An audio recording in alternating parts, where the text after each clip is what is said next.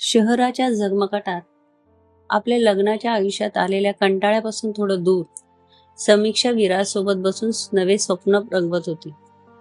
आर्यनसोबत जो आनंद तिला मिळाला नव्हता तो कदाचित इथे मिळेल असं तिला मनापासून वाटत होतं.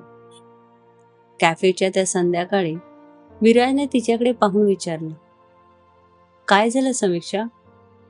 कुठल्या विचारांच्या समुद्रात हरवलीयस? समीक्षा थोडी हसली आणि म्हणाली, नाही रे, काही खास नाही. पण एक विचारू का? लग्नानंतर जर बाळाचा विचार करायचा असेल तर तू कधी करशील? हे ऐकताच विराज हसत म्हणाला, बाळ? अरे बापरे, मला तर सध्या अजिबात नकोय. आधी माझ्या बायकोसोबत संपूर्ण जग फिरायचंय. नवीन अनुभव, नवीन ऍडव्हेंचर्स, सगळं तिच्यासोबत. बाळाचा विचार नंतर करू.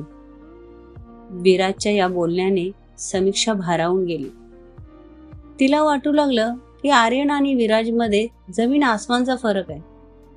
आर्यन कायम बचत, जबाबदाऱ्या आणि भविष्याचा विचार करणारा, आणि विराज किती मॉडर्न विचारांचा. तिच्या मनात विचार आला, तो माझ्याबद्दलही असाच विचार करत असणार, नाहीतर माझी एवढी काळजी का घेतो? कदाचित त्यालाही मी आवडत असेल, पण माझे लग्न झालेले आहे म्हणून बोलत नसेल.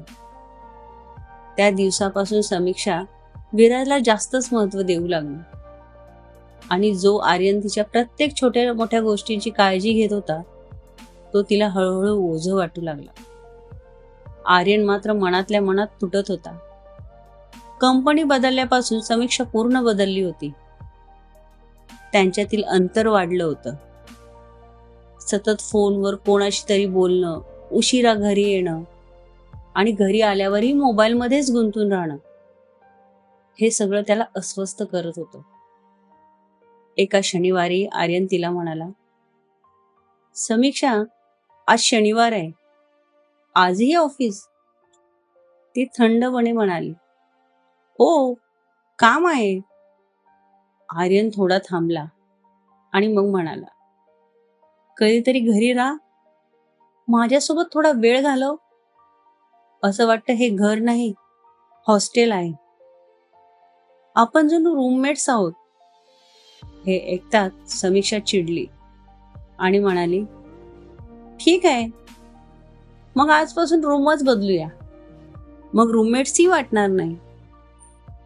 हे शब्द बोलून ती मागे वळूनही न पाहता घराबाहेर निघून गेली. तिच्या त्या शब्दांनी आर्यनच्या मनावर किती खोल घाव बसला याची तिला कल्पनाही नव्हती. सुट्टी असूनही त्या दिवशी समीक्षा ऑफिसच्या गार्डनमध्ये विराजची वाट पाहत होती.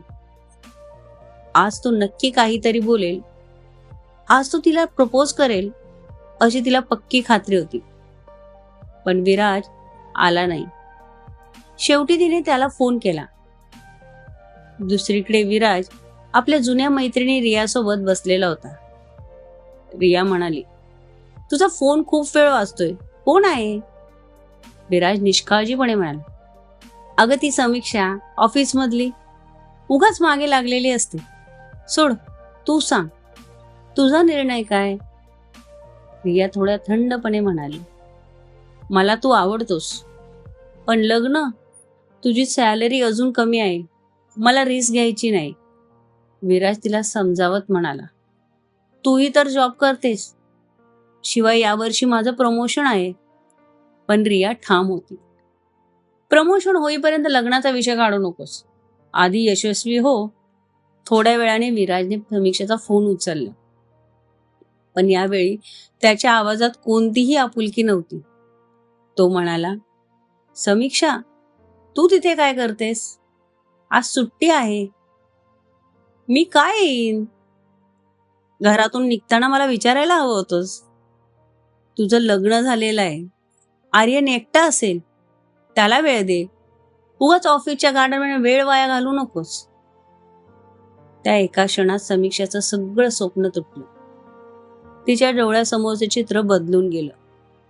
तिला कळून चुकलं, विराजसाठी ती फक्त एक टाइमपास होती. जड मनाने ती घरी परतली. घरातलं दृश्य पाहून ती स्तब्ध झाली. आर्यनची आई घरी आली होती आणि आर्यनने आधीच सर्व जेवण स्वतः बनवून ठेवले होते. आई प्रेमाने म्हणाली, सुनबाई आलीस? खूप भूक लागले, चल जेवायला बसूया. समीक्षा गोंधळून म्हणाली, आई मी काही बनवलं नाहीये. आई आश्चर्याने म्हणाली, काय? पण आर्यन म्हणाला तू सगळं तयार केलेस. ते ऐकताच समीक्षेच्या डोळ्यात पाणी आलं. तिची इज्जत वाचवण्यासाठी आर्यनने आईशी खोटं बोललं होतं. आर्यन शांतपणे म्हणाला, अगं आई, कदाचित कामाच्या ताणामुळे विसरली असेल, मी बघतो. त्या क्षणी समीक्षेच्या मनात विचारांचा कल्लोळ माजला. मी ज्याच्या मागे धावत होते तो मला किंमतही देत नव्हता आणि ते आर्यन माझ्या चुका स्वतःच्या समजून झाकतोय. मी किती चुकीची होते. तेवढ्या तिच्या फोनवर मेसेज आला, विराजचा मेसेज. सॉरी समीक्षा, मला बाहेर जायचं होतं, उद्या भेटू.